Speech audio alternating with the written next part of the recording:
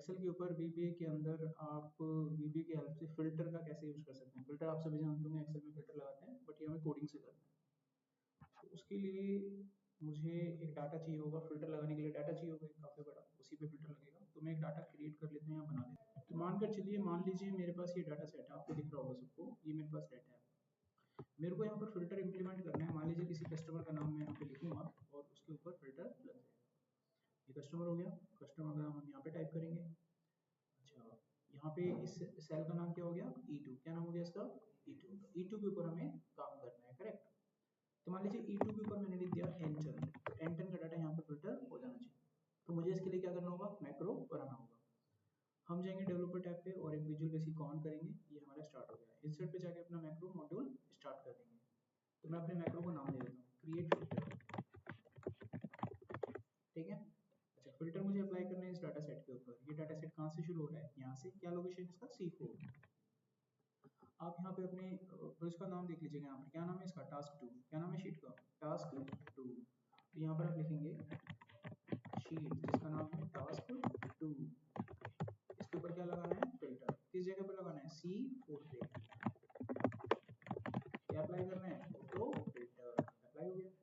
अच्छा, फिल्टर हम लगाएंगे किसकी फील्ड पर, तीसरी फील्ड पर। कस्टमर पे लगाना है फिल्टर, तो कौन सी फील्ड है वो, तीसरी, थर्ड। तो यहाँ पर आप लिखेंगे फील्ड, उसका नंबर 3, ठीक है। अच्छा, क्राइटेरिया मतलब कंडीशन, कंडीशन कौन सी होगी, E2।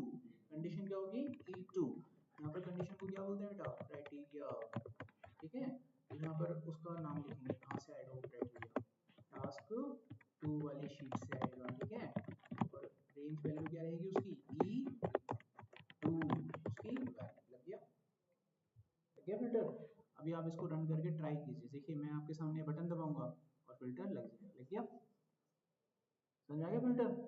अच्छा, अभी हम ना इस फिल्टर को थोड़ा सा और अच्छा कर सकते हैं। कैसे, देखो मैं क्या करता हूँ, E2 है, इसको लगा रहने देंगे। मैं इसके सामने यहाँ पर एक बटन क्रिएट करूंगा। क्या क्रिएट करूंगा, बटन। यानी इसको रन करने के लिए मेरे को वहां जाके रन करना पड़ता है। मैं सोच रहा हूँ यहाँ बटन मैं दबाऊंगा, जैसे सॉफ्टवेयर में नहीं होता, नाम डालते हो फिर सर्च पे बटन दबाते हो, डाटा सर्च हो जाता है, होता है नहीं होता सॉफ्टवेयर में। आप क्या करो, इंसर्ट में जाओ और यहाँ पर एक शेप ड्रॉ कर दो, दिस वन, ऐसे, ठीक है। एक शेप ड्रॉ कर दो, कर सकते हैं ना ऐसे हम। शेप ड्रॉ कर दो, इसके ऊपर यहाँ पे लिखो सर्च, लिख दिया। इसको बीच में ले लो, हो गया ना बीच में। क्या बन गया, सर्च बटन बन गया, ठीक है। अच्छा, अब इस पूरे डाटा का यहाँ से बैकग्राउंड कलर एक जैसा कर दो।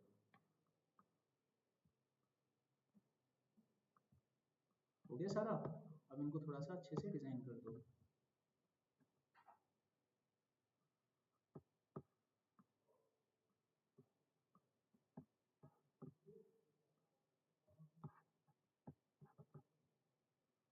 ठीक है।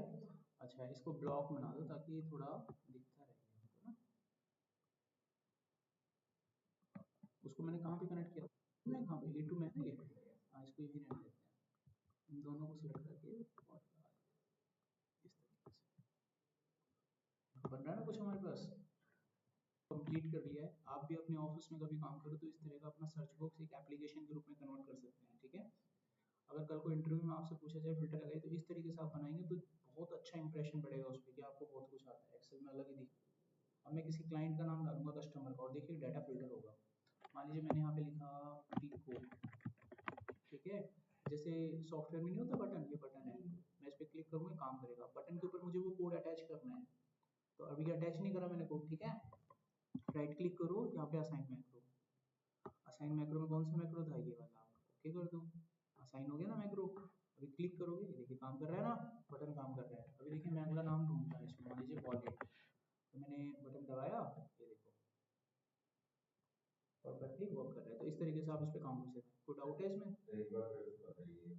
कोड बताना है पूरा पूरा सारा, टाइम लगेगा, 5 मिनट लगेगा, 5 मिनट।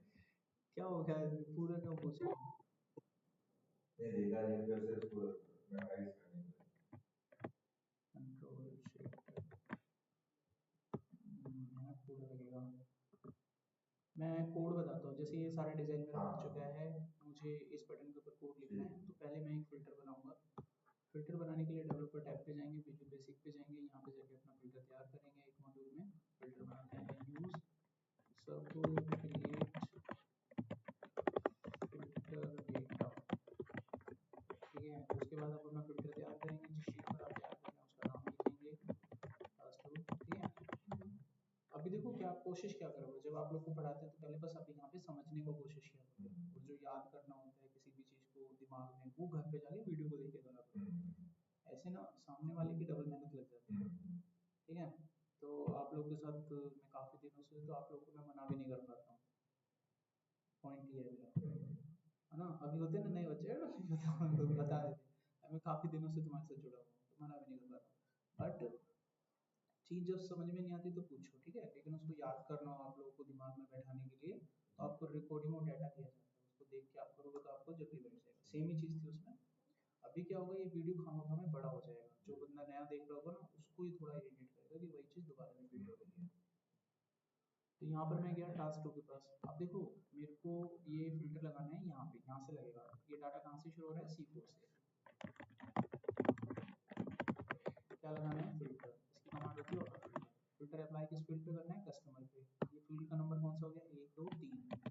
यहाँ पे लिखेंगे फील्ड का नंबर, फिर लगाएंगे क्राइटेरिया। क्राइटेरिया कहाँ से आ रहा है, E2 से।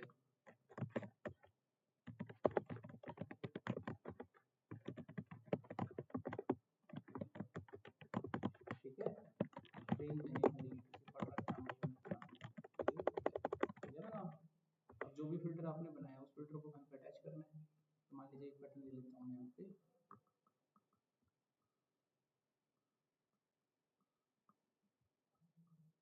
ये ले लिया, ठीक है। इस पर कुछ लिख देता हूँ, ओके भाई।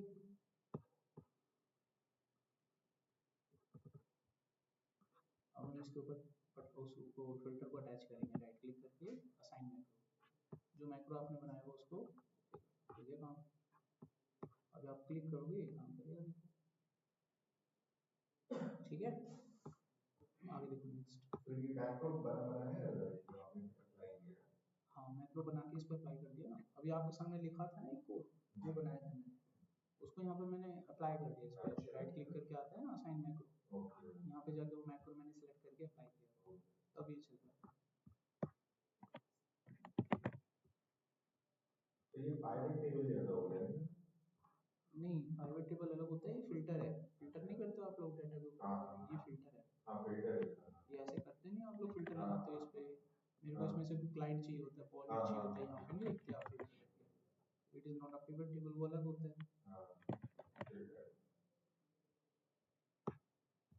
नेक्स्ट हम सीखेंगे यहाँ पर मर्ज अनमर्ज करना, सेल्स को कैसे मर्ज अनमर्ज करना है। मान लीजिए मेरे पास यहाँ पर ये सेल्स है A1 से लेके D5 तक, इन सबको मुझे मर्ज करके एक करना है, ठीक है। तो मैं VB की विंडो खोलूँगा, इसकी अलग से एक मैक्रो बनाएंगे, इंसर्ट मॉड्यूल मैक्रो टैब। यहाँ मैं लिखा मर्ज अनमर्ज, ये मेरे मैक्रो का नाम हो गया। मेरे को जो रेंज मर्ज करनी है, पहले रेंज लिख लो आप, A1 से लेकर D5, इसको मर्ज करना है तो आप यहाँ पे लिखो मर्ज, हो गया मर्ज। अगर आपको इसे अनमर्ज करना है तो सेम कोड रहेगा, बट आपकी जो प्रॉपर्टी है वो अनमर्ज हो जाएगी, ठीक है। नेक्स्ट आता है कॉलम की विड्थ के साथ खेलना। तो चलिए कॉलम की विड्थ के साथ खेलते हैं। मान लीजिए मैंने यहाँ पे लिखा ID नेम सेल। अब मुझे इनकी जो कॉलम की विड्थ है उसको कम या ज़्यादा करना है, उसके ऊपर कंट्रोल करना है। तो आप पहले रेंज लिखें, कहाँ से कहाँ तक जाना है आपको, A से लेके C तक। यहाँ पे लिखेंगे कॉलम्स, ठीक है। उसके बाद प्रॉपर्टी अप्लाई करेंगे कॉलम विड्थ, कितनी कॉलम लेनी है साइज लिख दो। तो अब A से C तक जितने भी कॉलम है उनकी विड्थ को 20 कर दिया जाएगा, ये 20। अगर आपको इसे ऑटो फिट करना है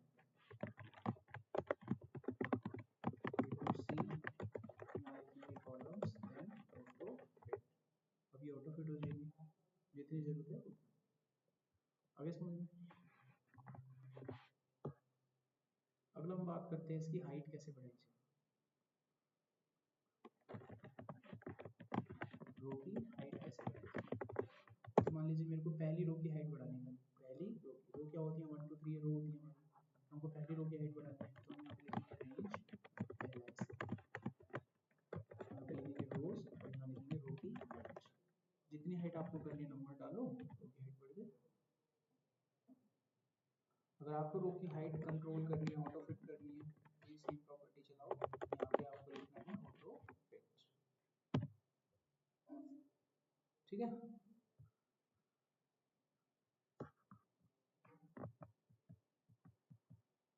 अब बात करते हैं इंसर्ट रो का।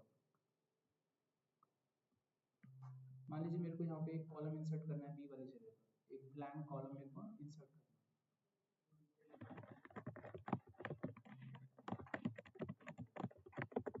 तो आप यहाँ पे रेंज लिखिए बी वाला, ऐसे बी वाला पूरा, और यहाँ पे लिखिए एंटायर कॉलम और फिर इंसर्ट। देखिए बी वाली जगह पर एक ब्लैक कॉलम आ जाएगा। ठीक है, अगर आपको ये कॉलम डिलीट करना है बी वाला, तो यहाँ पर आपने इंसर्ट लिखा था, यहाँ पर डिलीट लिख दीजिए, डिलीट हो गया।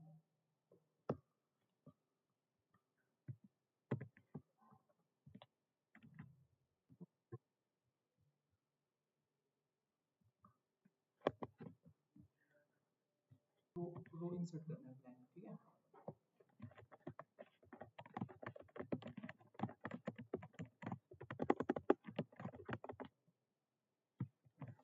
अच्छा मेरे को एक ब्लैंक रो यहाँ पर इंसर्ट करनी है, सेकंड नंबर की रो एकदम ब्लैंक मेरे को यहाँ पर इंसर्ट करनी है, तो उसके लिए मैं यहाँ पे कोड लिखूंगा रेंज, इस बार टारगेट होगा सेकंड रो ऐसे, और यहाँ पे मैं लिखूंगा एंटायर रो और कोड होगा इंसर्ट। बस एक एक लाइन का कोड होता है, ये हो गया ना इंसर्ट।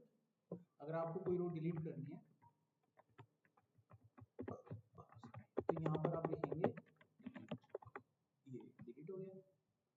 रो insert, delete, column width, height width, फलाना फलाना, विड्थ, मर्ज और आपका फिल्टर विल्टर, ये सारी बेसिक सारी प्रॉपर्टीज हमने कर दी छोटी छोटी। अब आगे देखिए क्या आता है बेटा, ऐसे निकल के फॉर्मेटिंग वगैरह कैसे डिलीट करते हैं। मान लीजिए ये डाटा सेट है आपके पास, ठीक है, थोड़ा और बढ़ा देता हूँ और मैं इसके ऊपर एक फॉर्मेट लगा देता हूँ, लगा दिया। अब मैं इसके ऊपर कमेंट्स भी डाल देता हूँ छोटा मोटा। अब हम लोगों को करना क्या है कि थोड़ा ध्यान से देखिएगा, इस डाटा सेट के ऊपर जहाँ जहाँ पे भी कमेंट्स हैं हमको वो हटाने हैं, कमेंट्स को हटाना है। एक मतलब कोडिंग सीखनी है कि कमेंट्स कैसे हटते हैं वीडियो के थ्रू। ये सब कुछ फॉर्मेट के अंदर आता है। तो मेरे को A1 से A10 तक में जहाँ पे भी कमेंट्स होंगे सारे हटाने। मान लीजिए कमेंट्स हो सकते हैं यहाँ पे भी, तो दो जगह पे ना ये हटाने हैं, एक कोड से हटाने हैं। आप लिखेंगे रेंज A1 से लेकर A10 तक का डेटा, फिर लिखना है क्लियर कमेंट्स। ये देखो हट गए, रन किया मैंने, हट गए। अगर मान लीजिए आपको फॉर्मेट हटाना है, फॉर्मेट कलर हटाना है, तो आप लिखेंगे क्लियर कमेंट्स, हट गया। अगर मान लीजिए आपको वैल्यू भी हटानी है तो लिखेंगे क्लियर कंटेंट, ये भी हट गया। अब मान लो जब सारा ही हटाना है तो एक लाइन और सब कुछ हट सकता है क्या? तीन तीन लिखेगा मैं, एक लाइन से भी तो हटना चाहिए, एक लाइन से तीनों भी चाहिए। अगर इंडिविजुअल कभी हटाना तो ये तरीका, एक साथ सारा ही हटाना है तो ये यूज करें, A1 से लेकर A10 तक का डेटा, फिर आप लिखना ये सारा एक साथ। समझ आ गया? तो यहाँ पर आपका बेसिक फंडामेंटल्स खत्म हो गया चैप्टर 5 का। अब यहाँ से फंक्शंस स्टार्ट होंगे। ये सवाल आदिल ने मेरे से पूछा था, आपने पूछा था कि क्या सर इसमें, कल पूछा था हम अपने यूजर डिफाइंड फंक्शंस भी बना सकते हैं, तो यही टॉपिक है कि भाई बना सकते हैं। आज का टॉपिक यहाँ पे स्टार्ट होता है। अभी जो पढ़ा है पीछे उसमें किसी बच्चे को कोई डाउट है, आपका कोई डाउट, कोई क्वेश्चन करना है ऑनलाइन वालों, आपका जब मन करे पूछ लेना। अभी यहाँ पे कंप्लीट हो गया, अब बढ़ते हैं आगे। ठीक है,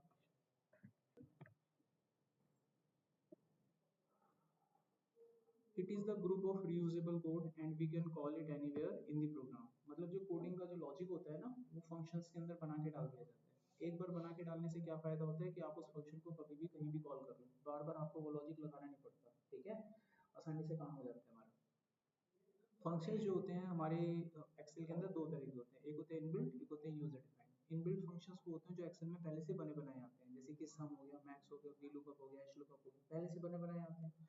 यूजर डिफाइंड फंक्शंस वो होते हैं जो कभी एक्सेल में होते ही नहीं लेकिन हम बना देते हैं। जैसे देखिए मैंने एक फंक्शन इसमें बना रखा, मान लीजिए my GST calculation, my tax calculation, my prime number, my even number, मैंने जो फंक्शंस अपने बना रखे हैं, तो इन फंक्शंस को हम क्या बोलते हैं, यूजर डिफाइंड फंक्शंस। तो आप किसी भी तरह का कोई भी फंक्शंस यहाँ पर बना देते हैं। तो कोड के अकॉर्डिंग मैं यहाँ पर 2-3 फंक्शंस आपको बना के दिखाऊंगा, फिर इसके बाद ये टॉपिक कंप्लीट होगा। फिर 2 एग्जाम्पल इसमें आपको दूंगा करने के लिए। ऐसे ही मैंने आप लोगों को पीपीएम में काफ़ी सारे, हर बार हर चैप्टर खत्म होता है तो उसमें कोई ना कोई टास्क आप लोगों को मिलता है ना। तो तकरीबन मैंने 5 टॉपिक पढ़ाए हैं, तो मैंने आपको 4, 5, 6 टास्क दिए होंगे अब तक। तो ईमानदारी से बताओ किसने करे अब तक 6 टास्क? ये देखो, तुम आती भी नहीं, तुमने कर दी 6 टास्क कैसे? उनसे तसल्ली में बैठ के देखेंगे ना तो आपने कुछ और ही किया होगा, मैं मान ही नहीं सकता उस चीज का आपने टास्क किया। कौन सा टास्क किया है आपने? वो जो आपने किए थे लास्ट में, जब मेरा एडवांस सेक्शन खत्म हुआ था, बीबी स्टार्ट हुआ था। बीबी के टास्क कह रहा हूँ मैं, बीबी के वो तो नहीं बोल दिया मैं, इसने नहीं करे। जब बीबी में आप आए नहीं टास्क कहाँ से कर दोगे, है ना। मेरे से खामा खाई उलझते तुम, कुछ नहीं मिलना मेरे को। आगे देखिए नेक्स्ट में आपको, अभी देखो मैं यहाँ पर आपको फंक्शंस बनाने जा रहा हूँ। मैं एक फंक्शन आपको बना के दिखाऊंगा जिसका यूज करके हम किसी भी नंबर का क्यूब निकाल सकते हैं। मान लो काश मेरे पास ऐसा फंक्शन होता माई क्यूब। अभी तो है क्या ऐसा फंक्शन है हमारे पास? नहीं है। मैं इसमें 2 डालता हूँ तो 2 का क्यूब आ जाता है ना। 2 का क्यूब कितना होता है? 8 होता है। लेकिन अभी ये एरर दे देगा, तो सीखिए कैसे बनता है फंक्शन। करिए स्टार्ट। तो फंक्शन जब बनाओगे तो फंक्शन मॉड्यूल में ही बनते हैं, ये बात याद रहेगी। फंक्शन बनाते वक्त याद रखना है, जैसे मैक्रो बनता है ऐसे ही बनते हैं, सिर्फ मैक्रो सबसे स्टार्ट होता था, फंक्शन से स्टार्ट होता है। फंक्शन का नाम रखेंगे, हो गया। मैक्रो में कोई पैरामीटर पास नहीं करते थे यहाँ पर हम, लेकिन यहाँ पास होते हैं। मान लीजिए मेरे को एक नंबर पे काम करना है, तो मैंने एक नंबर पास कर दिया इंटीजर टाइप का, इस पे काम होगा ना आगे। इतना समझिए, कोई दिक्कत तो नहीं आता। अब आप कैलकुलेशन करोगे, मतलब कैलकुलेशन करोगे ना जो नंबर है,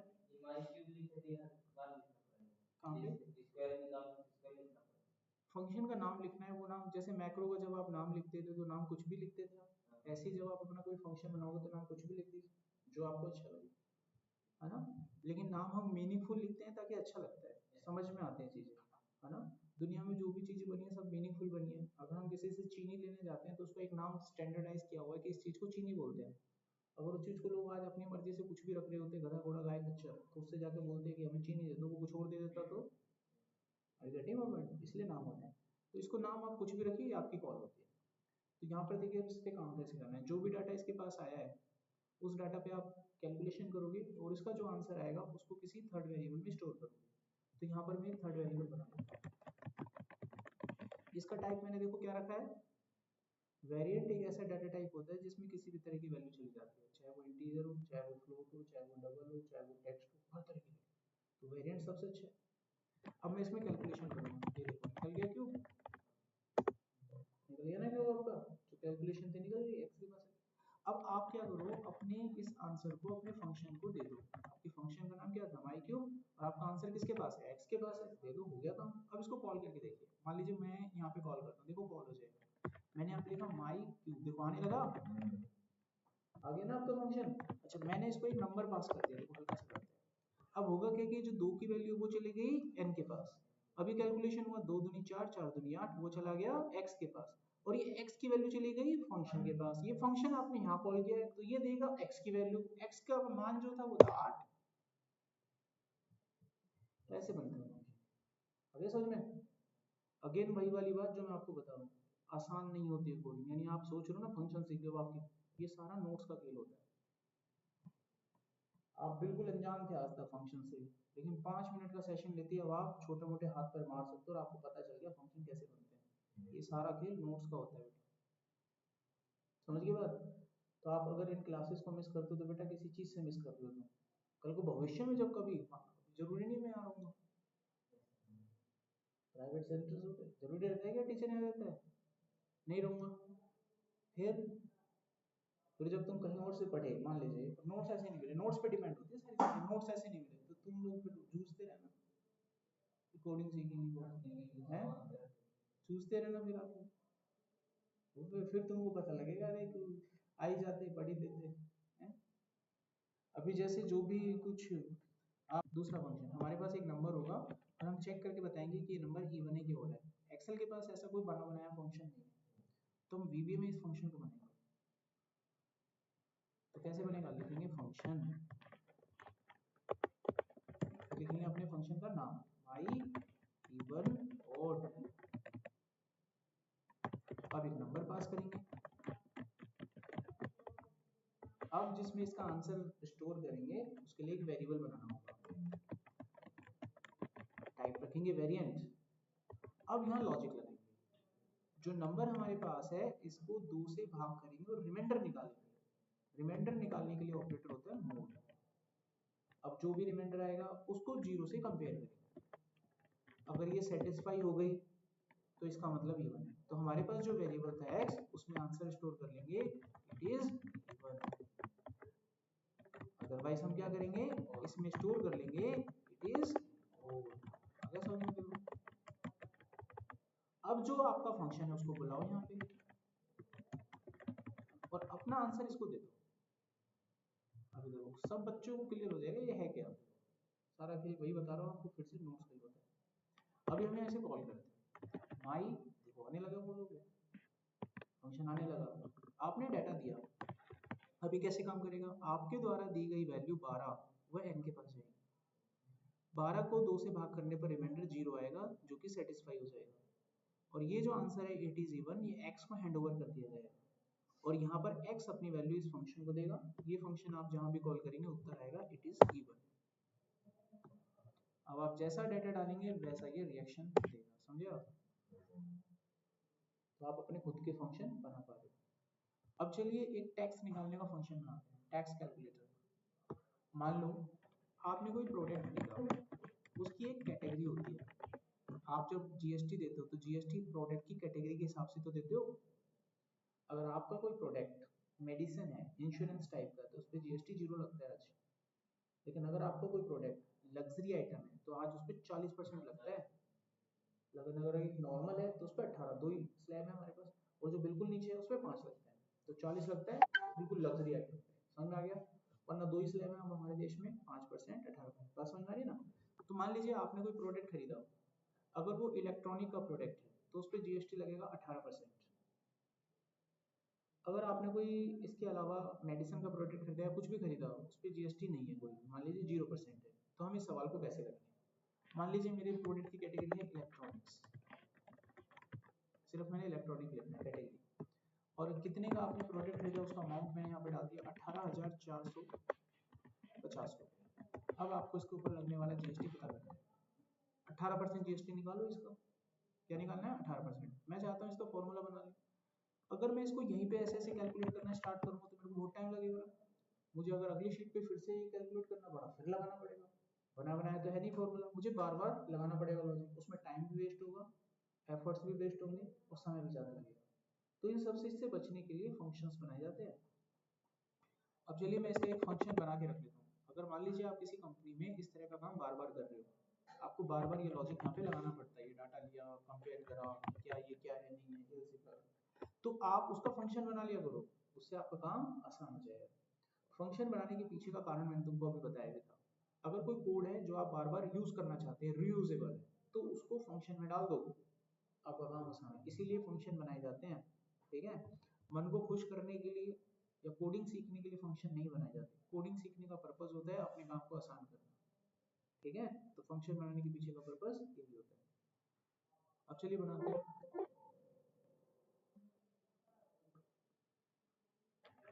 फंक्शन। फंक्शन का नाम रख दिया जीएसटी, माई जीएसटी।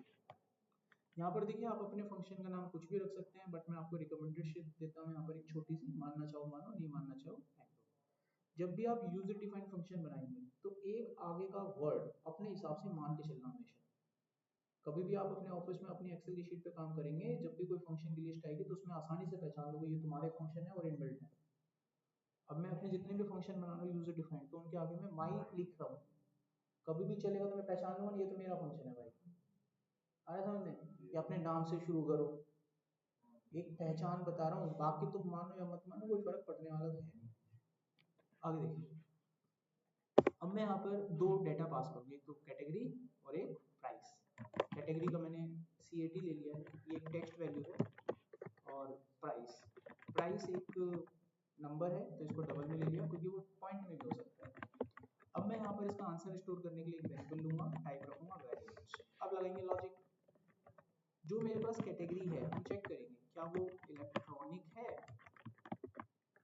क्या वो इलेक्ट्रॉनिक है। अगर वो इलेक्ट्रॉनिक है तो टैक्स कैलकुलेट करेंगे, जो भी हमारा प्राइस आएगा उसका 18% निकाल देंगे। समझे बात? अगर ऐसा नहीं है तो जो भी हमारा प्राइस होगा उसका 0% निकाल देंगे। ये समझ गए बात? तो हमारा कैलकुलेशन कंप्लीट हो गया। हमारे फंक्शन का नाम हम यहाँ पे कॉल करते हैं और उसको हम ये वैल्यू हैंड ओवर करते हैं। अभी मान लीजिए मैं यहाँ पे कैलकुलेट करता हूँ, मैंने लिखा माई GST, ये दे दी मैंने कैटेगरी और ये दे दिया प्राइस। आपकी कैटेगरी की वैल्यू इलेक्ट्रॉनिक गई यहाँ पे मैच करा तो ये सेटिस्फाई हो गया सेटिस्फाई। जैसे ही ये सेटिस्फाई हुआ ये लाइन चल पड़ी, प्राइस का मान आ गया यहाँ से, यहाँ पे प्राइस का मान है 18,450, उसका कैलकुलेशन हुआ और आंसर आ गया x में, और यही वैल्यू आपको इस फंक्शन को हैंड ओवर हो गई। अंत में ये यहाँ पर फट जाएगा। समझिए यही होता है। अब देखो ये प्राइस में चेंज करता हूँ 789 तो चेंज हो गया। अब इसकी कैटेगरी को चेंज करके मैं मेडिसिन कर दूंगा, 0% टैक्स है तो 0। अब किसी भी जगह आप फंक्शन लगाओ, मान लीजिए किसी भी फलाना शीट पर हो, आप कहीं पर भी हो, नई शीट पर हो, तुरंत यहाँ पे काम करना है। आप सीधा बोलोगे हाँ भाई टैक्स निकालना, बताओ क्या है, प्रोडक्ट कौन सा खरीदा है, सर जी उसने ना,